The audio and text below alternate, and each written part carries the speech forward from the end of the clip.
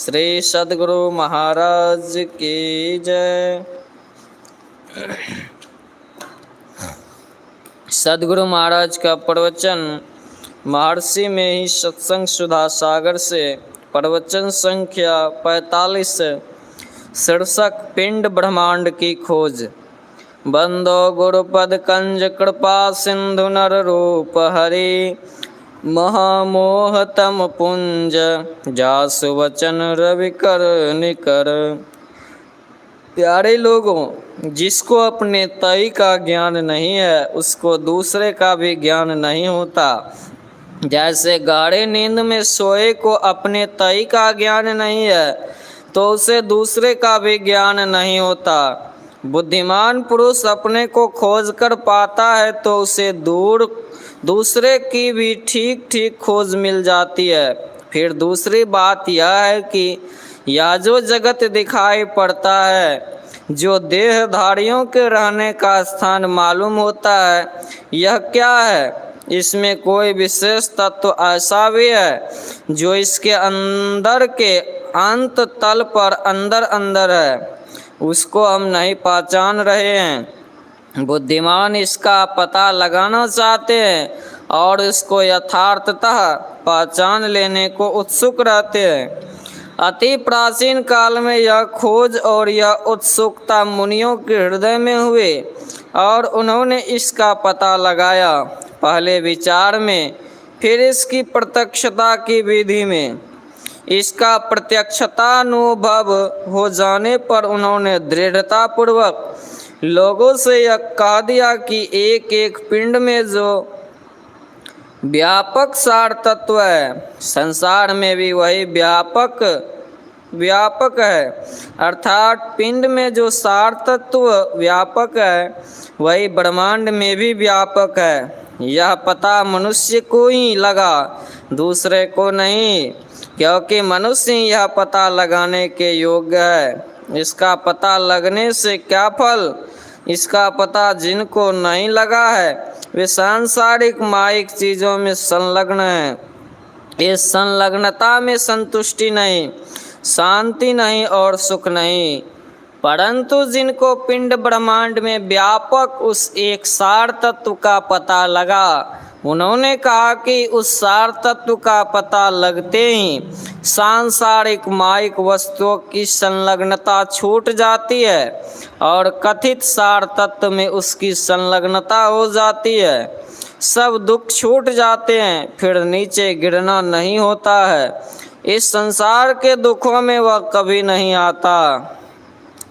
यह शरीर पिंड कहलाता है, बाहर विश्व ब्रह्मांड है। पिंड ब्रह्मांड की खोज कोई पक्षी नहीं कर सकता या चार पैर वाला पशु नहीं कर सकता। जो अस्थावर है, जो अपने से कहीं नहीं जा सकता, वह तो यह खोज कर ही नहीं सकता। जो जंगम है उसमें किसी को कम किसी को विशेष ज्ञान है। अस्थावर में इसके लिए ज्ञान है ही नहीं। जंगम प्राणी में भी मनुष्य के अतिरिक्त दूसरा कोई पिंड ब्रह्मांड की खोज कर ही नहीं सकता। शरीर जब मृतक होता है तब उसे जला देते हैं। उसमें जो सार था वह कहीं चला गया। इस शरीर में जो अव्यक्त था उसे नहीं देखा, वह चला गया। इस संसार के अंदर भी सार है, जो इंद्रियों के ज्ञान में नहीं आता, वह अव्यक्त है। शरीर में जो सार है और ब्रह्मांड में जो सार है, इन दोनों में कुछ अंतर है कि नहीं? कोई कहता है अंतर नहीं, एक ही है। यही शंकराचार्य का अद्वैत सिद्धांत है। दूसरा वह है जो कहता है कि पिंड ब्रह्मांड में व्यापक एक ही ईश्वर है, किंतु पिंड में ईश्वर के अतिरिक्त दूसरा और भी है, जिसे जीव कहते हैं। हमारे यहाँ ऐसे विचार ज्ञान को ही वेदांत दर्शन कहते हैं।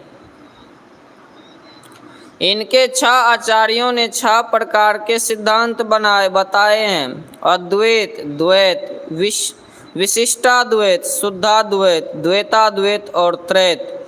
श्री मदादि शंकराचार्य का अद्वैत, श्री माधवाचार्य का द्वैत, श्री रामानुजाचार्य का विशिष्टाद्वैत, वल्लभाचार्य का शुद्धाद्वैत, श्री निम्बकाचार्य का द्वैताद्वैत और श्री दयानंद स्वामी का त्रैत। ये चारों विचार आज आपस में लड़ते हैं, परंतु ये सब मिलजुल कर एक सिद्धांत पर नहीं आए हैं। इनमें के एक एक के दूसरे पर ऐसे ऐसे प्रश्न हैं जिनका पूर्ण समाधान कर देने के उत्तर नहीं मिलते। एक कहता है कि माया देश काल के ज्ञान से अनादि है, किंतु उपज ज्ञान से सादी है, क्योंकि यह ब्रह्म से उपजी हुई है। जहाँ देश होगा वहाँ समय जरूर होगा। माया कब से है बता नहीं सकते, किंतु उसका अंत है, इसलिए उसे अनादि शांत कहते हैं। माया को ब्रह्म कहते हैं, चाहे इसकी स्थिति माने या ना माने, किंतु दोनों माया के पार होने कहते हैं। प्रकृति पार प्रभु सब उर्वासी, ब्रह्म निरीह विरज अविनाशी। अद्वैतवादी के ऊपर यह प्रश्न होता है कि यदि एक ही एक है, दूसरा कुछ नहीं है, तो भ्रम किसको हुआ? सर्प और रस्सी दोनों को देखता है, तब उसको धुंधली रोशनी में भ्रम होता है, किंतु जिसने कभी सांप को देखा नहीं है उसको क्या भ्रम होगा? यहाँ अद्वैत सिद्धांत भी ठंडा पड़ जाता है। द्वैत वाले से प्रश्न होता है कि आप ब्रह्म को स्वरूप से अनादि मानते हैं कि देश काल ज्ञान से अनादि मानते हैं? तो कहेंगे कि वह सब तरह से अनादि है, तत्व रूप से अनादि अनंत है। तो फिर प्रश्न होगा कि अनादि अनंत एक ही हो सकता है कि दो? तो कहना पड़ेगा कि अनंत एक ही हो सकता है। तत्व रूप में अनंत एक ही हो सकता है, जिसकी सीमा नहीं हो। असीम या अनंत तत्व एक ही हो सकता है, दो नहीं। यदि दो मानो तो दोनों की सीमा जहाँ होगी दोनों ससीम हो जाएंगे। तो दो पदार्थ तब मालूम होंगे जहाँ ससीम मालूम होगी। असीम या अनंत एक ही होगा।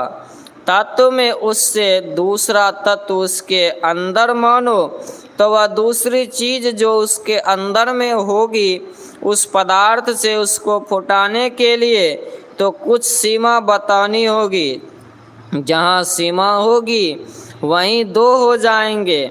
यदि कहो कि अनंत उसके परमाणु में व्यापक है, तो परमाणु वह वस्तु है जिसमें पोल नहीं होता, तो उसमें दूसरा कुछ घुसेगा। तब यह कहा जाएगा कि जो उसके परमाणु में भी व्यापक है, तब वह परमाणु भी उसी से बना है। मैं कहता हूँ इन सब झगड़े से अलग रहो। द्वैत मत वाले अपने मत को जबरदस्त और अद्वैत मत वाले अपने मत को जबरदस्त बताते हैं। दोनों अपने अपने मत पर अड़े हैं, किंतु नम्रता से कहो कि एक परमात्मा की ही सब तरह से अनादि अनंत है, तो सब इसको सब मानते हैं। इसकी खोज में चलो, खोज कर निर्णय हो जाएगा कि क्या है। उसको प्राप्त करने के जिस सुख के लिए अभी ललचते हो, उसको प्राप्त कर लोगे, नित्य सुख मिलेगा। उसके पास जाओगे कैसे, इसको जानो। पहले यह जानो कि जिस ज्ञान से तुम संसार को पहचानते हो या जानते ही हो कि इससे तुम ईश्वर को नहीं पहचानते। तुम इंद्रिय ज्ञान से ईश्वर को पहचानते हो, इस इंद्रिय ज्ञान से ईश्वर को नहीं पहचानोगे। वह तुम जानते हो। इंद्रियों से अलग होकर जो ज्ञान होना चाहिए वह ज्ञान तुमको नहीं है। इसलिए इंद्रियों से अलग होकर केवल आत्मा से देखो। संसार के रूप ज्ञान के लिए नेत्र है, घ्राण को ग्रहण करने के लिए नाक है। जिसकी घ्राण शक्ति खराब हो गई है वह नेत्र से गंध ग्रहण नहीं कर सकता। एक एक विषय के लिए एक एक इंद्रिय है। उसी प्रकार तुम्हारे निज के लिए अर्थात आत्मा के लिए भी कोई विषय है। सब इंद्रियों को छोड़कर, मन बुद्धि को छोड़कर केवल तुम्हारा विषय परमात्मा है।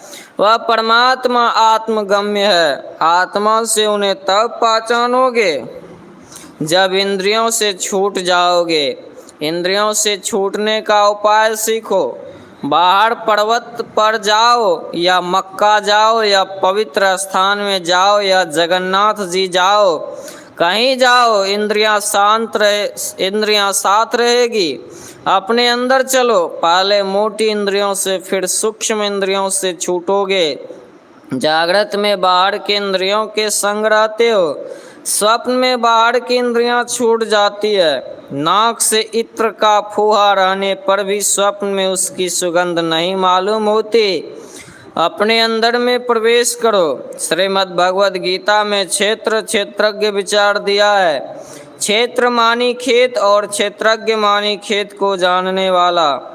आकाश, हवा, अग्नि, जल, मिट्टी, अहंकार, बुद्धि, अव्यक्त 5 ज्ञानेंद्रियां तथा 5 कर्मेंद्रियां, मन, रूप, रस, गंध, स्पर्श और शब्द, इच्छा, द्वेष, सुख, दुख, संघात, चेतना और धृति, इन 31 तत्वों के समुदाय को क्षेत्र महाभूतन्य अहंकारो बुद्धिरव्यक्तमेव च इंद्रियाणि दशेकं च पंचेन्द्रिय गोचरः इच्छा द्वेष सुखम संघातश्चेतना धृति एतत् क्षेत्रं समासेन सविकार मुदाहृतम्। कहते हैं 32वां क्षेत्रज्ञ है। आप क्षेत्र नहीं है, क्षेत्रज्ञ हैं। क्षेत्र के सब तत्वों से जीवात्मा या क्षेत्रज्ञ अलग हो जाए तो आप अकेले हो जाओगे। जब अब अकेले में जो पहचान हो वही परमात्मा है। इसके लिए बाहर में कहे जाने से, क्षेत्र से नहीं छूट सकते। स्वप्न में जाने से स्थूल शरीर और स्थूल इंद्रियां छूट जाती है। यह थोड़ा सा नमूना है कि अंतर्मुख होने से स्थूल शरीर और इंद्रियों से छूटते हो। इस प्रकार अंदर ही अंदर चलने से तुम सब शरीरों और इंद्रियों से छूटकर अकेले होकर रहोगे। तब तुम अपने को और परमात्मा को पहचान सकोगे। देह के सब अंगों को आँख से देखते हो, किंतु आँख को देखने के लिए आँख ही है। वैसे ही परमात्मा को आत्मा से ही पहचानोगे। बाहर से भीतर जाने में सब ख्यालों को छोड़ना होगा। इसके लिए अनेक पीढ़ियों के संस्कार की, दीर्घोद्योग की तथा दृढ़ ध्यानाभ्यास की अत्यंत आवश्यकता है। इसी शरीर में जैसा संस्कार बैठाओगे वैसा ही शरीर मिलेगा। मानवीय संस्कार मन में बैठाओगे तो मनुष्य शरीर मिलेगा। भजन में पूरे हो जाने से ईश्वर को प्राप्त कर लोगे। पूरा भजन नहीं होने से फिर मनुष्य का शरीर मिलेगा, क्योंकि भजन संस्कार को बढ़ाने वाला दूसरा शरीर नहीं है। यदि पाश्विक ख्याल का संस्कार हृदय में रखोगे तो पशु हो जाओगे, जैसे राजा भरत को हुआ। राजा भरत जंगल में तप करते थे, उनको हरिण के बच्चे से प्रेम हो गया था। इसी ख्याल में उनका शरीर छूट गया तो हरिण का ही शरीर मिला। पूर्व जन्म के तप के कारण उनका ज्ञान नष्ट नहीं हुआ था। इस शरीर को पाकर वे बहुत पश्चाताप करते थे। उनका वह हरिण का शरीर छूटने पर ब्रह्मन कुल में जन्म हुआ और उनका नाम जड़ भरत पड़ा। ईश्वर का भजन करो, सदाचार का जीवन बिताओ। भजन में अपूर्ण रहने से दूसरे जन्म में मनुष्य होना ध्रुव है। मन को एकाग्र कर भजन करो। पूजा पाठ के द्वारा मन को एकाग्र करते हैं, जप के द्वारा एकाग्र करते हैं। एकाग्रता एक बिंदुता तक है।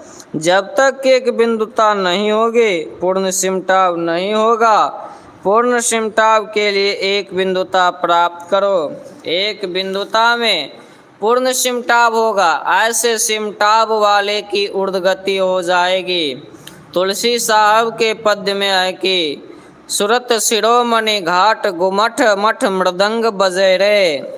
नव दरवाजा शिरोमणि घाट नहीं, 10वां दरवाजा शिरोमणि घाट है। यहाँ पर सिमटाब होने से मृदंग बजेगा। तुलसी साहब के वचन पर विश्वास करो तथा ध्यान बिंदु उपनिषद में पढ़ो। बीजाक्षरम परम बिंदुम नादम तस्यो परे स्थितम सशब्दम चाक्षरे छीने निः शब्दम परमम पदम। ध्यान बिंदु उपनिषद। योग सिखोपनिषद में लिखा है, बिंदु पीठम निर्विद्यम नादलिंगम उपस्थितम। यही संत मत है। मुझे किसी संप्रदाय द्वैत अद्वैत विशिष्टाद्वैत शुद्धाद्वैत द्वैताद्वैती त्रैत आदि से झगड़ा नहीं। मैं किसी का खंडन नहीं करता। मैं कहता हूँ कि परमात्मा को पहचानने के लिए चलो। चलने के लिए बाहर जाना छोड़कर अंदर चलो। अंदर में चलने के लिए कोट कमीज तथा कुर्ते रूप शरीरों को उतारो। शरीर रहित जीवात्मा को परमात्मा का साक्षात्कार होगा। इसलिए जिस युक्ति से सब शरीरों से रहित होोगे वह यत्न करो। सदाचार का पालन करो, इसके लिए हित की बात है। सदाचार का पालन करो, सबके लिए हित की बात है। बहुत प्राचीन काल में केवल यज्ञ था, पीछे कुछ देव उपासना का ख्याल हुआ और पीछे चलकर अध्यात्म ज्ञान हुआ। अध्यात्म ज्ञान से निर्णित पद पर आरूढ़ करा देने के लिए योग शास्त्र बना। श्री सद्गुरु महाराज की जय। यह प्रवचन मुंगेर जिला अंतर्गत ग्राम रामगंज सत्संग मंदिर में दिनांक 27 फरवरी 1953 ईस्वी के सत्संग में हुआ था।